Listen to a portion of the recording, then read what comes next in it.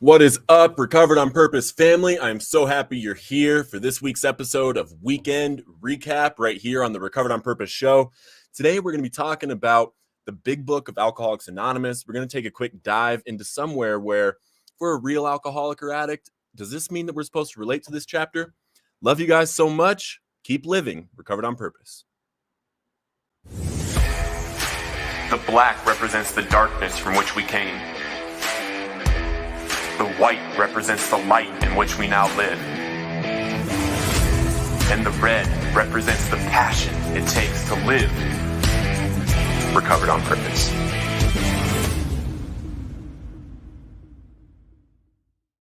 The passion it takes to live Recovered on Purpose. So happy you guys are here. Welcome to the Recovered on Purpose show weekend recap. I'm so excited. I love life. I don't know about you guys, but living in the recovery world has done amazing things for me that the addiction world never could. Go ahead and drop in the comments if you are watching the replay. If you're here live, let me know where you're coming in from. Give me those clean and sober dates because here on the weekend recap, we love to celebrate recovery time with the recovery lights, celebration lights. So coming in from Arizona, what's up, Mike? Good to see you, brother. Good to see you. And today, we're going to be reading from a chapter in the Big Book of Alcoholics Anonymous. As a lot of you know, this has been used as the basic text for over 100 different 12-step fellowships. But this thing was written in the 1940s. How could they possibly have any idea what life is like today? So we're going to read into this and check out what you guys think, if you guys relate to this, and find out what it says, basically. Amy coming in. Hey, Adam, 12 weeks and 1 day today. Let's go. My girls and I sending our love from Illinois. Good to see you, Amy. Super excited you're here. Super proud of you. 12 weeks and 1 day. So that's like, carry the two. It's like 3 months. That's 3 months. You just got your 90 days. Congratulations. Super proud of you and excited for you. Guys, again, drop in where you're coming in from. Dropping those clean and sober dates. We love to celebrate with the celebration lights. It's the party day today on the Recovered on Purpose show for the recovery times. Becky coming in from Wisconsin, just celebrated a year this week. Let's go, Becky. Let's go, a year. You know that if you go to long-term treatment, that means 28 days or more. 40 to 60% of addicts and alcoholics relapse within the first 30 days of leaving there, and 85% relapse within the first year. Becky, you have made it to an incredible milestone. I'm super excited for you, super proud of you. And now in this second year, the first year is all about building that foundation of recovery, our program, what we're going to be doing as daily habits, that kind of stuff, the community that supports us. Now, our second year, we got to be focusing on what our life is like now, what we want our life to be like now, what we want to grow into in the future. We have a new lease on life. Hitting that year mark means that we have figured something out in our life where we are able to live without drugs and alcohol. Now that we're living without drugs and alcohol, what do we want to do with life? There's so many things we can do. Super proud of you, Becky. Super honored you're here. Welcome to the show. Welcome to the celebration lights. Mike, thank you for being here and doing this for all of us day by day, hour by hour, minute by minute. Amen, Mike. Guys, today, literally all day, this morning, I had a meeting for the nonprofit. You guys know that Recovered on Purpose is a 501c3 nonprofit. Had a meeting with a nonprofit expert. And then after that, I did a podcast with someone else, a good mentor of mine, did a show about my story and stuff on his podcast. And then from that moment at I think it was 11:45 to this moment now, which is 6 o'clock, I have been working on a video. I wrote the whole script for it yesterday and then shot it today and edited and did everything today. And I'm excited about it. You know, the YouTube channel has the amount of subscribers that it has. It gets the amount of views that it has.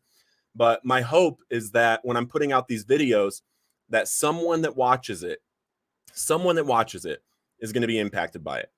Today, the video I released is 5 daily habits that will change your life in recovery. And I actually go into the science of it, the science of these different habits, and not just like do this, not just do exercise, not just, make your bed, but came into some scientific studies that show the different, benefits of each of these, and even popped in some different speeches and stuff in there. Had a good time today. Had a good time. Charity coming in from Florida with March 31st of 2022. Let's go. We got 6 months and 17 days, something like that. Good job, Charity. Super proud of you. Hitting the half-year mark and keeping on going. Keeping on, Charity. Super proud of you. And, whatever you're doing right now, keep doing it.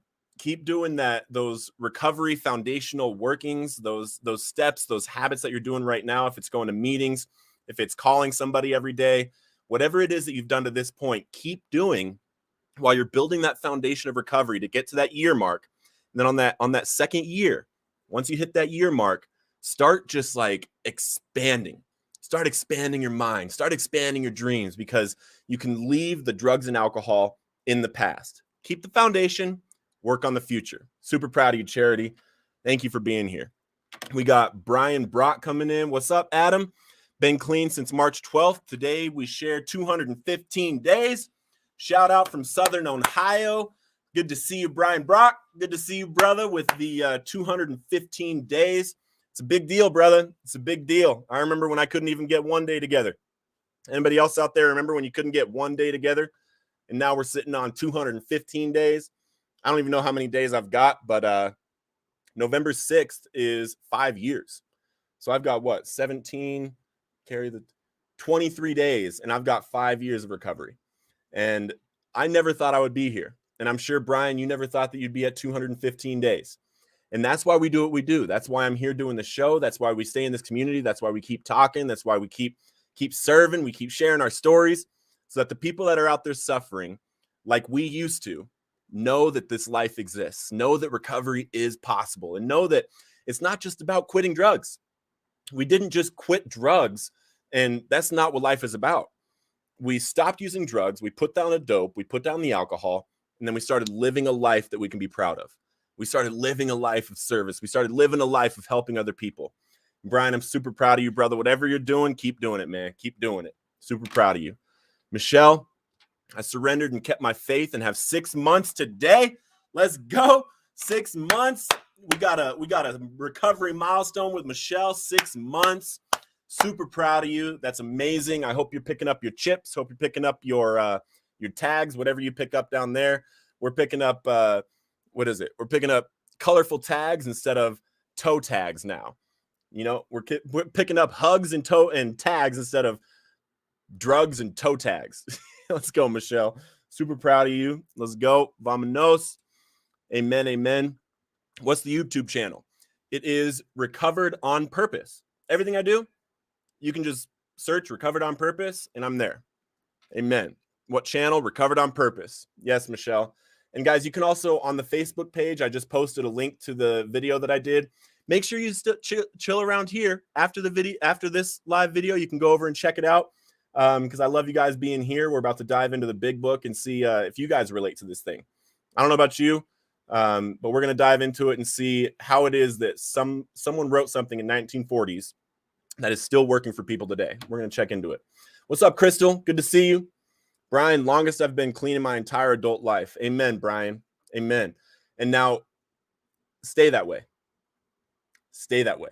30 days. This time when I got 30 days, that was the longest I had been clean and sober since I was 12 years old. And that didn't mean like, oh, I got 30 days. Let me go back. And then I'll get 35 days. And then I'll go back. And then I'll get 45 days. And then I'll go back. Nah, Brian, I'm proud of you. It's a huge deal. And just keep going, man. We need you here. We need you here. And it looks like, I'm looking at your picture. It looks like you're in the gym.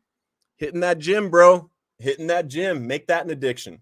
That's something, it's very, very rare. And this is from straight from a doctor. I think it's oh my gosh, what's his name? Tavy. Dr. Tavy says that, if you get addicted to exercise, it's very, very, very rare that an addiction to exercise can actually become a bad thing. So if you're getting addicted to that gym, if you're getting addicted to working out, let it go, brother. Let it go. Let that become your dopamine rush. Let's go. Congratulations, Brian. Yes, let's go. Let's go. Keep going. You're an inspiration for all of us, following, not far behind you. Love you, Amy. Congrats, Michelle. Amen. Good job, everyone coming in from Florida. What's up, Sheena? What's up, Sheena? Key tags and hugs, not bags of drugs. Amen, Becky. That's exactly what we're doing now. Nolene coming in from, where are you coming in from? UK, Ireland? Is that where you're coming in from, Nolene? Love it. Where's everybody coming in from? Usually we have like 4 or 5 different countries coming in on this. So I love it. Jennifer coming in with a hi. What's up, Jennifer? Good to see you. Good to see you, Michelle. Thank you. And yes, Nolene coming in from Ireland. We got the UK. We got me down here in Medellin, Colombia. I know we got the US in here. Sometimes we have Australia. Sometimes we have South Africa. Got a lot of people in here. MD. Maryland. Yes, let's go. 1 year on November 21st. Pushing towards it one day at a time. So yes, we got it, brother. You got it. Just keep doing what you're doing right now, and it's going to be here. And then it's going to pass. And then 2 years is going to be here. And then it's going to pass. And then 3 years is going to be here. And you're going to be such a different person looking back on this moment right now. I want you to remember this moment right now. Look around you. Look around you. Look at the phone you have. Look at the house you're in. Look at the place that you're working. Look at the friends you have right now. And I want you to become present with your entire life right now and your perspective on it. Your perspective about everything going on in your life right now. Remember this moment when you hit 2 and 3 years clean and sober. And when you hit those times, remember how far you've come. Because I could not have told you when I was just coming up to a year where my life would be at right now. And I definitely couldn't tell you where my life would be at my 2 year mark. At my 1 year mark, I had no idea that at my 2 year mark, I was publishing a book on that day. I had no idea. But here it is. I still get excited about it. I don't care. This is 3 years ago now. Still helping people. Still loving it. Let's go. Halifax, Nova Scotia. We got Nova Scotia in the house. Let's go. Arizona. Hello from Minnesota. What's up, Pam? Good to see you. All right, guys. We're gonna thank you for being here. Thanks for hopping in. We're going to hop into a little bit of the big book. And guys, if there's things that come up in this, if there's things that come up while I'm reading this that you either relate to, you don't agree with, anything like that, I want to hear about it. I want to discuss things that you're hearing in this because this has been used in over 100 different 12-step fellowships. So I want to check into this and see why it is, see how we relate to it. So this comes from the doctor's opinion. We of Alcoholics Anonymous believe that the reader will be interested in the medical estimate of the plan of recovery described in this book. Convincing testimony must surely come from medical men who have had experience with the sufferings of our members and have witnessed our return to health. A well-known doctor, chief physician at a nationally prominent hospital specializing in alcoholic and drug addiction, gave Alcoholics Anonymous this letter, to whom it may concern. I have specialized in the treatment of alcoholism for many years. In late 1934, I attended a patient who, though had been a competent businessman of good earning capacity, was an alcoholic of a type I had come to regard as hopeless. That's the first thing. I mean, I have things highlighted and stuff, like different things highlighted, underlined and stuff. But this word right here, I had to underline it. I had to highlight it.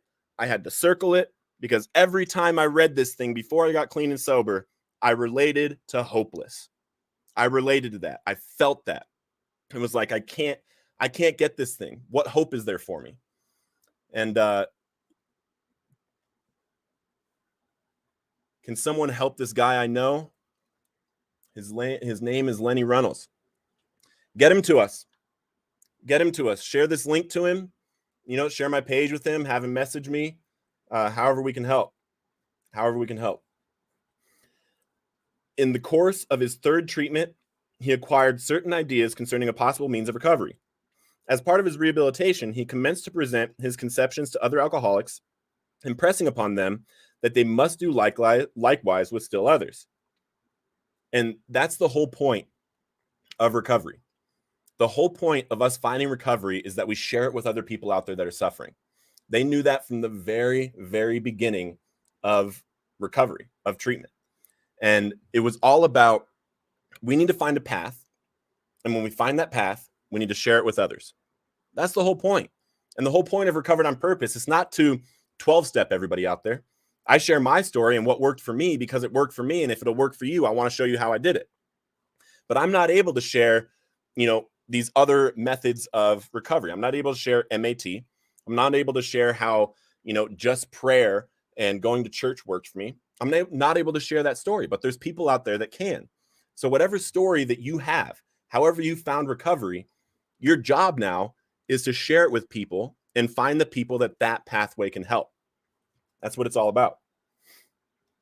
This has become the basis of a rapidly growing fellowship of these men and their families. This man and over 100 others appear to have recovered. I personally know scores of cases who are of the type with whom other methods had failed completely. Did anybody else try to get clean and sober for a long time, not able to? Different methods, different ways, different things that they tried. Solemn oaths, dumping the dope down the toilet, saying we're never going to use again. That was me. I personally know scores of cases who were of the type with whom other methods had failed completely. These facts appear to be of extreme medical importance because of the extraordinary possibilities of rapid growth inherent in this group. They may mark a new epoch in the annals of alcoholism. These men may well have a remedy for thousands of such situations. They said thousands in this. He said thousands in this. And what he didn't realize is that millions and millions and millions and millions of people like you and me would find recovery based on the skills, the steps, and the suggestions found in this book. How is that possible? How is that possible? You may rely absolutely on anything they say about themselves. Very truly yours, William D. Silkworth. So I want you to imagine a doctor, right? A doctor who is very learned. He is very learned in his profession. He has been working in the addiction treatment field for many, many, many years, decades of years. He has gone to school. He's one of the highest regarded doctors in the field. Yet he says, hey, this alkie over here that I couldn't help, he's got something going on. He's helping a lot of people. I don't know what it is, but anything he says, you should listen to. You should listen to. And he said that these cases he had come to regard as hopeless. This is a doctor. This is the doctor that helped addicts and alcoholics. A case that is hopeless. Did anybody else ever feel that hopelessness in their addiction, in their alcoholism, where we just could not stop drinking or using no matter what we did? That was me. That was me. Many regarded me as hopeless. And the cool thing is that I ended up not being hopeless. I ended up finding it. I ended up finding that hope of recovery. I ended up finding the step work to do. I ended up finding the path that I needed to take in order to recover. And now that we have, again, it's our job. It is our responsibility. It is our purpose to go back and find others that are where we were and help them out. That's the whole point. He's posting on his Facebook that he wants help and is talking about suicide and is in active addiction. Man, get him over here. I can't see your name, but send him this video. Send him a link to the page. Anybody that's on here right now, if you can get connected with this person that's commenting this, and just jump over and talk to him.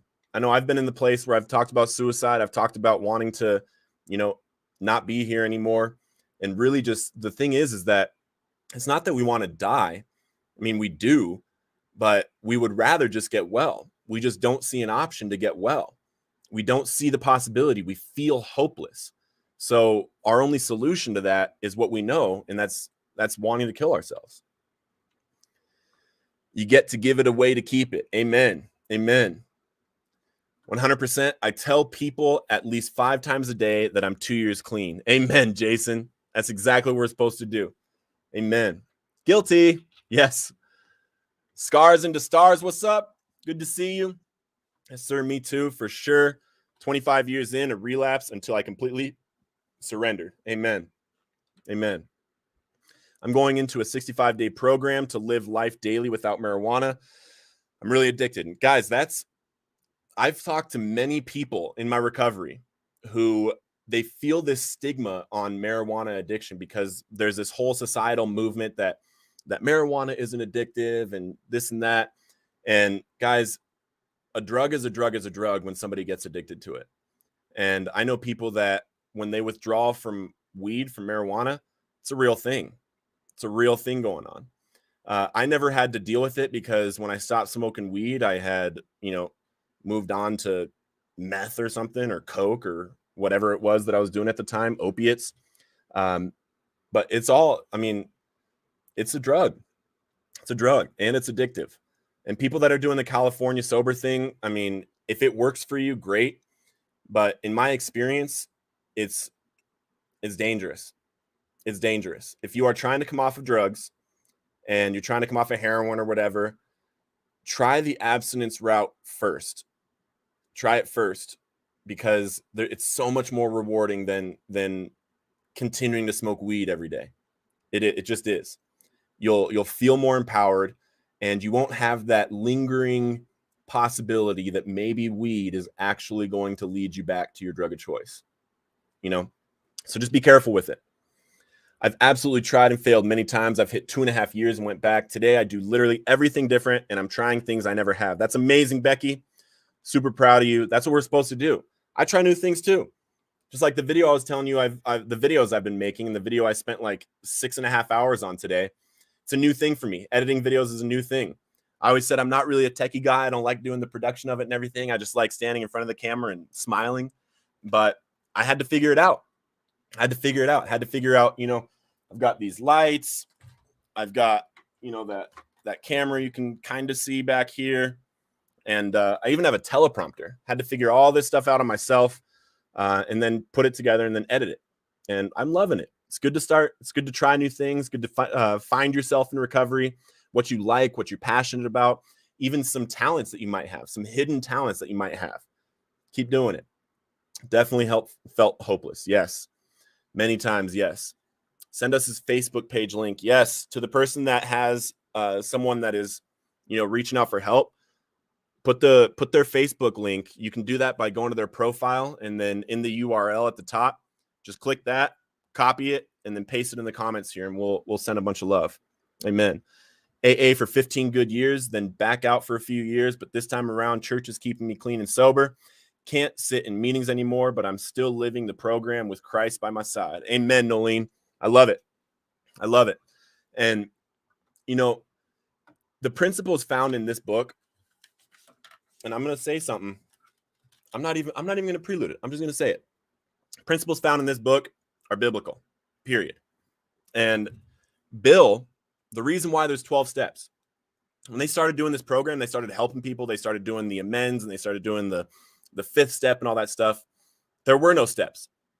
There weren't steps when they started this. When they wrote the book, they decided they needed to outline a specific course of action. And Bill was like, well, if Jesus had 12 apostles, I might as well make 12 steps. So he wrote 12 steps out and made 12 steps. So it is what it is. It is what it is. Makes me go into psychosis, co-occurring diagnosis. Yeah, I hear you. I hear you. Everybody has different reactions to different drugs and different things that happen. I'm proud of you for going into that treatment and learning to live without it. Make sure that you are working on yourself in there, on some personal habits that you've wanted to try. Maybe some meditation, some prayers. There's so many benefits. Check out the video that I made on the YouTube today, because it's got some different habits in there that I think would really serve you, especially if you're going into early recovery from something like that and you're dealing with this stuff. There's some studies that I talk about in that video that I think you would really like. I'd love to see you in there. I only lasted 4 days on the abstinence train. I was on my knees crying, begging to God to please take it away from me. I don't think I got till 8 o'clock that night before I used again after 4 days. I hear you. I've been there. I was talking on a podcast today about it, actually, because he was asking me during that time, during those months that I was going to all those meetings every single day and was going to church and Bible study and everything, was I just going to look good to people, or was I actually trying to stop? And I thought about it, because nobody had actually, had the balls to pose that question to me. But when I thought about it, I was like, nah, like I was really legitimately trying. And I don't know if there was something that switched in my brain, or something that someone said, or what it was exactly that, made it so that I was able to find it. But I remember trying really hard to stop for months and months and months. And there's something that happens. There's something that clicks, you find your path, and then you go with it.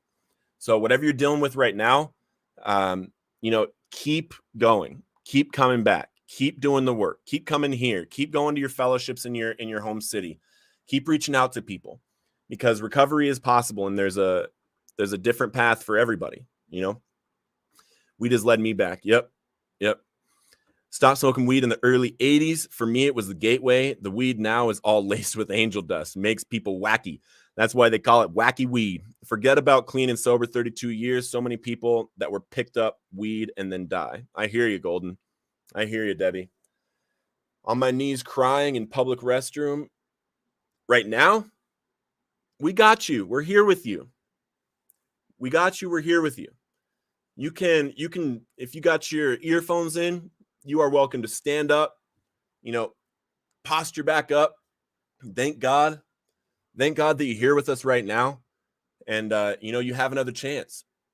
And here's the thing, I know the pain. The people on this live know the pain of active addiction. We know what it's like to cry I literally know what it's like to cry on the floor of a public bathroom. I have done many, many, many drugs in the floor of a public bathroom. The thing is that you're here with us right now, and you can feed off of our emotions. You can feed off of our joy and our happiness right now, and continue to plug into different communities. Continue to look for the steps you need to take. Is that going to a 12-step fellowship and getting a sponsor? Is that, if you have Medicaid, or I don't know what country you're in, but the medical system right now has a lot of different benefits. And if there's anybody out there struggling and you don't have insurance, you don't have Medicaid yet, get Medicaid now. Whether you're ready to get clean and sober or not, you want to have Medicaid when you get to that point, so that you have all the resources available, all the possible resources available. It's really simple to apply and get it. So do it. And we're here with you. You can stand up and be with us. Hi, Kirsten. Good to see you. I actually just sent the link to a friend I met in another live meeting. Awesome, Michelle. Awesome. This has been what's really helping this time for me as well. Amen, Becky. Apply the principles to every aspect of life. Yes. I remember thinking that God was going to punish me because I told God I gave up. I laugh now, but he loves us so much more than we realize. Don't give up. And if you do, talk to God about it. Amen. Exactly. God, it's a really weird conversation, because I don't believe that God punishes us here. I believe that there's consequences for our actions, but not based on God's like, oh, well, they use drugs, so I'm going to take their car away. I'm going to have the cops pull them over right now. No, I don't think it works like that. I think that it's a door that the enemy is able to use and make things happen with. God doesn't do that. He has nothing but love for us. He only wants to help us. Imagine this. Okay, we're going to pass that. All right, Christine. Hey, Christine here from Queens. What's up, Queens? So glad to be here. 2.5 years alcohol-free. Working the 12-step program. We got 2.5 years coming in with the celebration lights for Christine from Queens. Found my home group in NYC. So thankful. Love your posts and this live. Thank you. Thanks for being here, Christine. Love to see you here. Getting the celebration lights of the weekend recap. Love you, girl. Good to see you. Amen, amen. One day at a time. We do recover. Yes, we do. Meetings only got me so far. The meat and potatoes of my program was step work. Yes, sponsorship and service work. Roger, thank you for saying that. It's 100% true. 100% true. For me too. I was going to meeting after meeting after meeting, 2 meetings a day, and I wasn't getting it. And since the day I started the 12 steps, I haven't drank or used. Since the day I started them. How is that possible? How is that possible after all that time going to the meetings, after all that time going to church and Bible study and all those things? Someone like me needs a program, something that they have to do. Thank you for saying that, Roger. Know when I was going through that cycle, and thank you. I love you guys. We love you too. Recover out loud, whether it's a day or years. Amen. Yes, they help so much. Yes, amen. Congratulations. 1 year sober from alcohol. Lindsay, what's up, Lindsay? Good to see you. You got a year? You got a year? I remember who was I with? Who was I with? I was in Montana, and you and I video chatted while you were still sick. Who was I with? That's so awesome. It's so awesome to have you here. It's so good to see that you have a year. That's amazing. Super, super proud of you. Really good to see you. How long? That was 2 years ago, year and a half ago, something like that.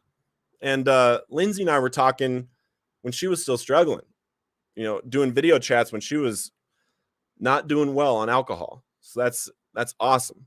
That's awesome. I know Lindsay from Laurel. That's actually where if you haven't seen this yet, let me do this. And Lindsay, let me see if you recognize this stop sign. I don't even know if the stop sign is shown here, but this is at the stop sign of First and First on November 6th of 2015. That's me. This is in Laurel, Montana. It's the Laurel police found me without breath and pulse, pulled me out of a car because that movie theater right there at First and First let out, and people saw me slumped over my steering wheel. That's in Laurel right there. It was a crazy time. But Lindsay, it's really good to see you here. I'm super proud of you getting a year. Guys, we're going to take a quick 30-second break. I have a few announcements for you. Check this out. Hey, family. I have a couple quick announcements for you. First, if you didn't know, Recovered on Purpose is a 501c3 nonprofit with a mission statement to equip and empower addicts in recovery to share their stories with those suffering, to encourage and help addicts recover, and to share their experiences in the school system to deter the future generations from going down the path of addiction. We are currently looking for people who are interested in volunteering to help this mission move forward, and if you love this mission and the community and want to get behind it, send a message to the Facebook page to set up an interview with me. Also, some of you saw some of the graduates of the Recovery Speaker course being certified and getting paid to speak, as well as becoming best-selling authors. The course is open for enrollment again, and if you want to add impact and income to telling your story, learning directly from me, go to recoveredonpurpose.com after the show to book a one-time call with me so I can hear your story and see if you would fit in this new group of students. Right now, I want you to share this episode with your community to help spread the message of hope and recovery to those in need. I love you, enjoy the rest of the show, and keep living Recovered on Purpose.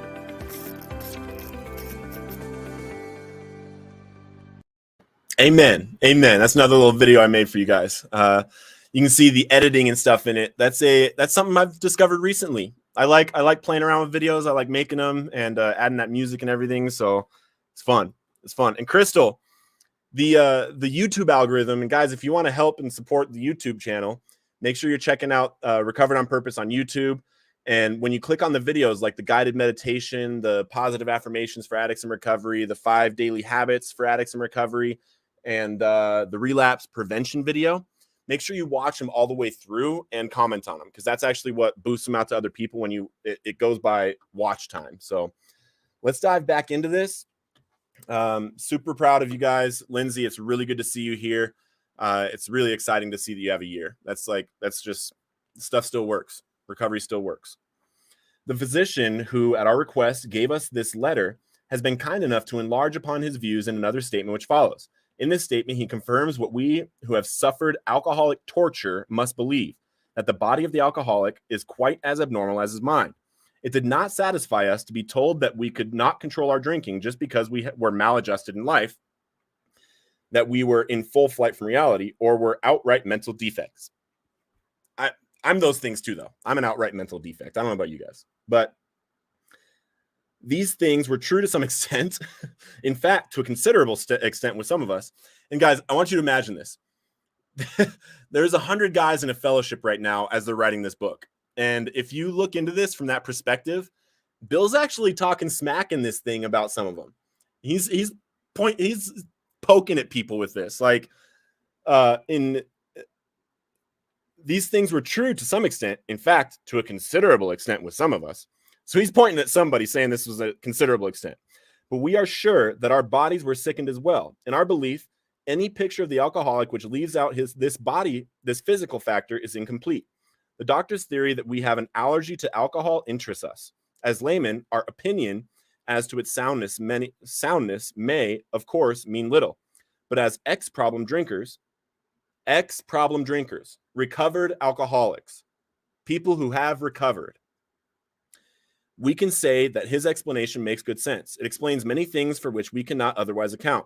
Though we work out our solution on the spiritual as well as an altruistic plane, we favor hospitalization for the alcoholic who is very jittery or befogged.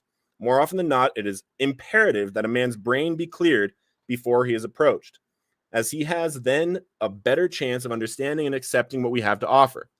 And this, I mean, I've talked to alcoholics that are still drunk and addicts that are still high, but 95% of the time, I tell them, hey, hit me up tomorrow. Put a reminder in your phone right now while you're still high, while you're still drunk, while we're talking, to hit me up at this time tomorrow. Because when you're talking to somebody that's super drunk or you're talking to someone that's super high, you have no idea what their real intentions are. You have no idea if you can actually help them. And it's really hard for someone that's still suffering and still sick and still high and drunk in that moment. It's hard for them to grasp onto anything you're saying either. So it's okay to say bye for now, because they'll find it. The doctor writes, the subject presented in this book seems to me to be of paramount importance to those afflicted with alcoholic addiction.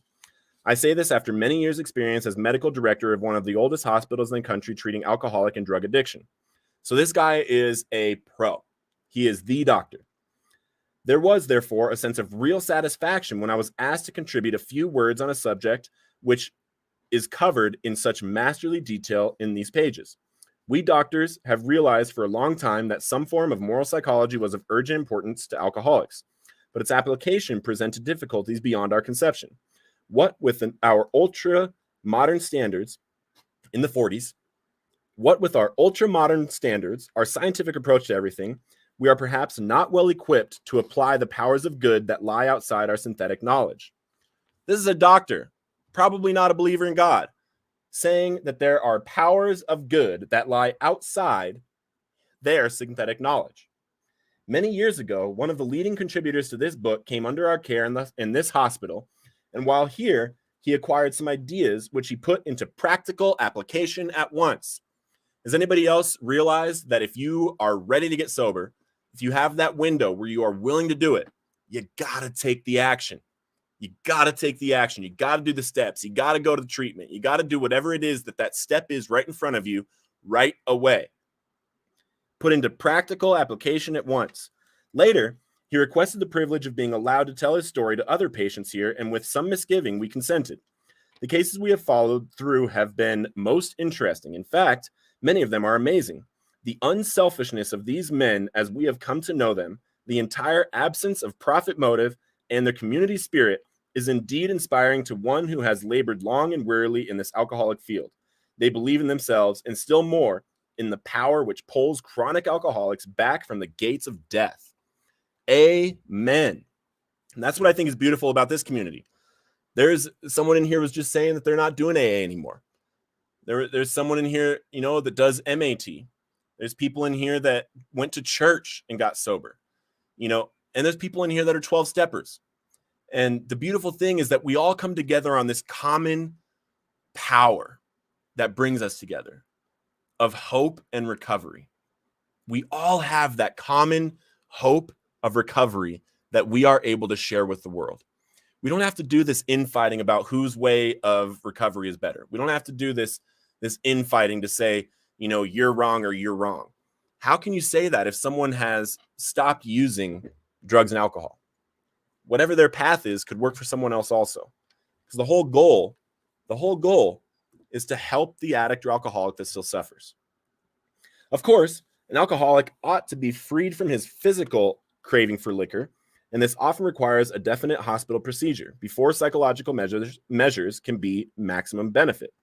We believe, and so suggest a few years ago, that the action of alcohol on these chronic alcoholics is a manifestation of an allergy, that the phenomenon of craving is limited to this class and never occurs in the average temperate drinker.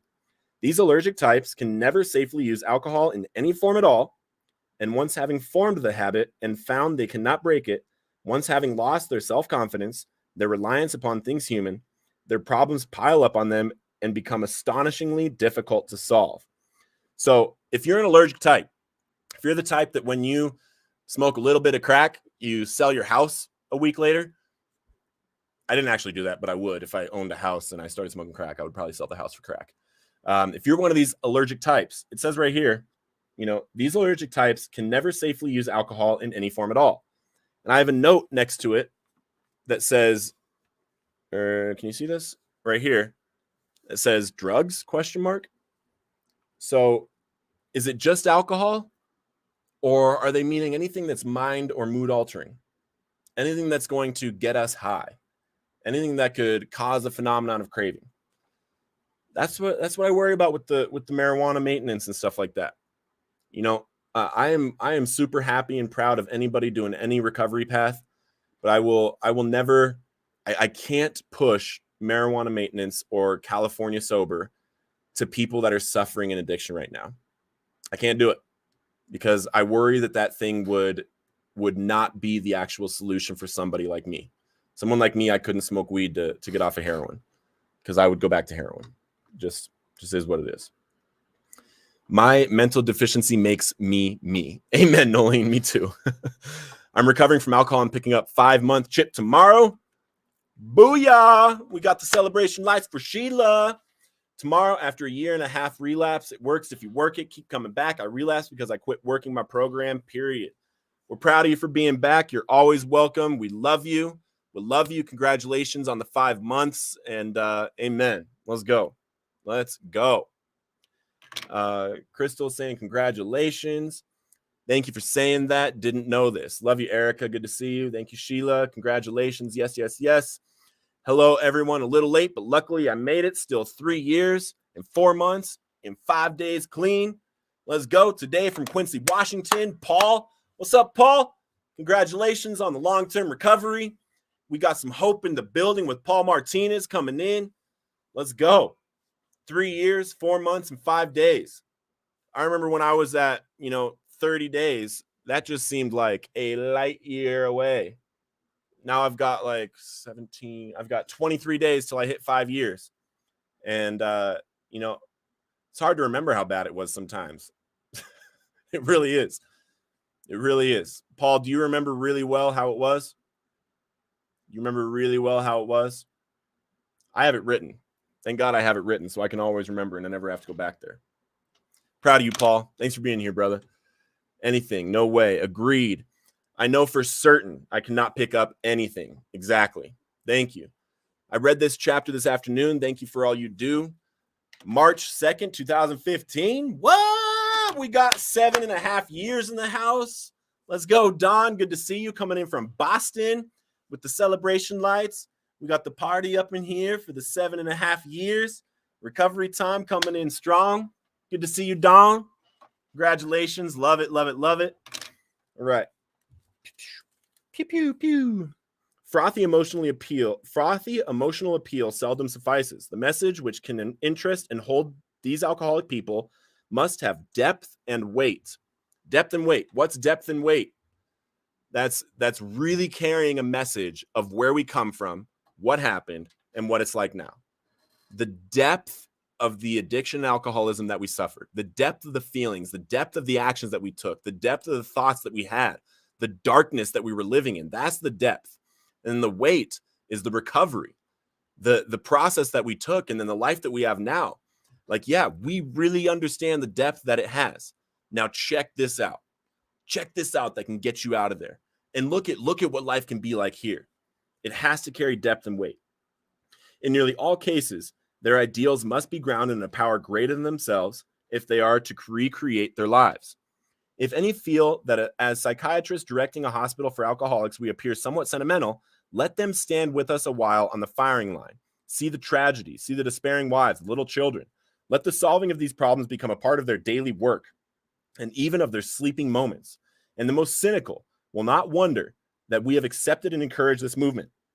So this doctor is literally calling out anybody that says, oh, well, you're sentimental because, you work in the field, or you're sentimental. Like, he's being like, yeah, I've been doing this for years. I've been doing this for decades. Why don't you come watch me work for a week? Why don't you come talk to the wife whose husband can't stop drinking, who sold her jewelry for alcohol, who is making it so that her kids can't eat. His kids can't eat because he's on alcohol. and I'm doing everything I can to help him get off alcohol, and I can't. Have them come listen to the kids coming in and crying about dad not being home for a week because he's out on an alcohol binge, and trying to help them. That's what he's saying. He's like, nah, come watch what I do and see if you don't get sentimental yourself. See if you don't stand behind any movement that could help these people, because I have tried everything in my power and I've helped a few, but there are thousands of others that I've never been able to help. And their moms and their sisters and their wives and their kids, they come to me begging for help and I can't help them. Well, now there's this new thing. If there is anything that's helping them, just let it be. I stand behind it. And that's how I am with recovery. And that's how I think all of us in recovery should be. That we shouldn't be fighting about whatever path of recovery people are finding. Because if we have been there and we know what it's like to suffer from alcoholism and addiction, and we know what it's like to be trying to help an addict who we can't help, not even with our pathway. If they find a pathway to recovery, if we tried to help someone, if we're 12-step and we tried to help someone with the 12 steps, that person can't get off of fentanyl and heroin. They're on their pathway to death. And then they decide to do MAT. They decide to do Suboxone treatment for a while. Who are we? Who are we to say anything about that? Anything about that in a negative manner? If they found a pathway that gets them off of fentanyl and heroin, we should applaud them. We should cheer for them. Any way that somebody is getting off of the drugs that are killing them and taking everything from them, we should have their back as a community, whatever it is. You don't have to proponent for it. You don't have to be a proponent for it. You don't have to post about doing it and how they should do it. That's not what it's about. But building people up in recovery and helping them with whatever they're doing to recover is good. It's always good. Hi, can't stay, but love y'all and just wanted to say I'm proud of everyone here. We love you too. Man, it was a trip. The grip of addiction is no joke. The one thing I don't miss about my past was those damn shadow people from seeing when being up for days and weeks. Man, I know what you mean. I literally know what you mean. There's I talk about it in my book, actually. Narissa, what's up? Coming in with the year and 6 months, year and a half. Let's go. 18 months in the house with the celebration lights. Celebration for the year and a half. Yeah, on the Recovered on Purpose show. That's what we do here. Celebration. Amen. My dream, my goal is to become an addiction counselor, because I believe the ones who have been through it, really lived it, can help in a way not everyone can. Goals. Yeah, Amy, there is no reason not to start that goal now. There is no reason not to start that right now. Whatever it is you got to do. It could be a book you pick up right now, because I know you're on like 3 months, but it could be as simple as picking up a book. It could be as simple as starting to watch YouTube videos.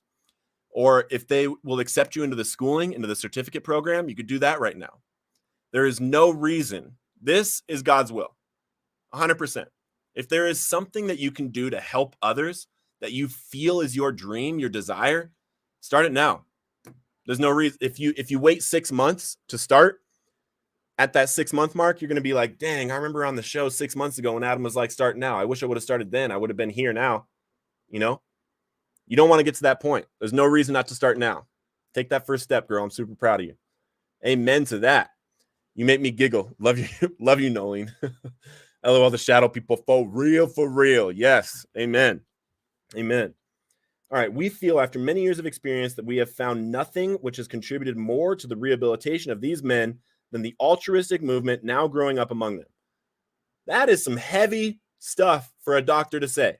This is a doctor that helps alcoholics and addicts get clean and sober, and he has done every method out there. And he says, we have found nothing which has contributed more to the rehabilitation of these men than the altruistic movement now growing up among them. They're saying literally that this movement of addicts helping addicts, alcoholics helping alcoholics, and this was written before the 12 steps, okay? This is written about the movement, the fellowship, altruistically helping each other. And that's what we're doing here. Some of us did the 12 steps. Some of us didn't. Some of us did MAT. Some of us didn't. It's the altruistic movement of us working together as a community of people in recovery to help addicts out there that are still suffering. That's it. That's what we need to get back behind. Men and women drink essentially because they like the effect produced by alcohol. The sensation is so elusive that while they admit it is injurious, they cannot, after a time, differentiate the true from the false. To them, their alcoholic life seems the only normal one. They are restless, irritable, and discontented unless they can again experience the sense of ease and comfort which comes at once by taking a few drinks. Drinks which they see others taking with impunity. Man, that's the obsession. That is the obsession. When it talks about the phenomenon of craving versus the obsession of every alcoholic is, man, look at that person drinking and, they're able to do it. They're able to control it. Why can't I? Maybe I can. Maybe if I just do it like him. Maybe if I just have 3 tonight, but I can't because last time I was in the drunk tank when I woke up. Like that is our mind obsesses about how other people are able to drink and we can't. So, and the only way that I've found to get rid of that was the step work for me. It was God and the step work. That was it. Other people get it relieved in other ways, but that was my way. I don't know how to get started. Amy, Google, literally hop on Google.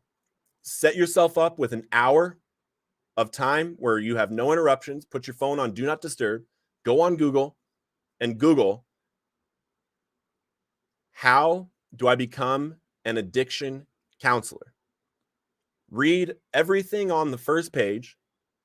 And depending how much time you have left, go on YouTube and search how to become an addictions counselor and watch as many videos as you can in that amount of time. If you set aside 1 hour focused on Google and YouTube with how to become an addiction counselor, you will learn your first step 100%. And if not your first step, you'll learn at least one, but probably 3, 4, 5, 6, 7, 8, 9 steps to take. Yes, I want to be an addiction counselor. I would love it. Helping people is the best. Amen, Erica. Roger, I wanted to share this. A personal belief of mine is that a relapse happens before you actually do pick up. Please tell on yourself. Not only do secrets keep us sick, but they kill us. Roger, 100%. 100%. There's actually 3 stages of a relapse. There's emotional relapse, mental relapse, physical relapse. Emotional relapse, warning signs and things like that, or when we stop connecting with community, when we start isolating, when we start walking with the slumped, shoulders and stuff, when we start feeling depressed or we start feeling lonely and we start feeling all these feelings, emotions. That's emotional relapse. That's the first step to relapse. Second one is mental relapse. Mental relapse is when we actually consciously start thinking about using or drinking. We're like, I wonder if my mom would find out. I wonder how I could hide it from my mom. I wonder if I could drink at the company retreat and if they would fire me or not. I wonder if my boss would let me drink. When we start thinking like that, that's the mental relapse. Third is physical. That's when we actually put it in our body. And some doctors differentiate a relapse from a lapse, being that a lapse is like the first time, like you have this emotional relapse, you have the mental relapse, and then you pick up a drink, right? And you pick up that drink, you have the drink, that's a lapse. And then the relapse is when you start uncontrollably drinking and using again. In my experience and in my belief, I don't differentiate the two, because I believe that if I was to have one drink of beer, I would be off to the races. I would be off. I'd be drinking God knows how much, and then shortly thereafter, I would be sticking God knows what in my arm. So I don't differentiate the two. But 100%, there are stages to relapse. And if you're in one of the first 2 stages, it's extremely important that you start talking to people. It's literally the only way to get out of it. You can't get out of it on your own. You can't get out of it by prayer. I mean, I believe in prayer. I have very strong faith in God.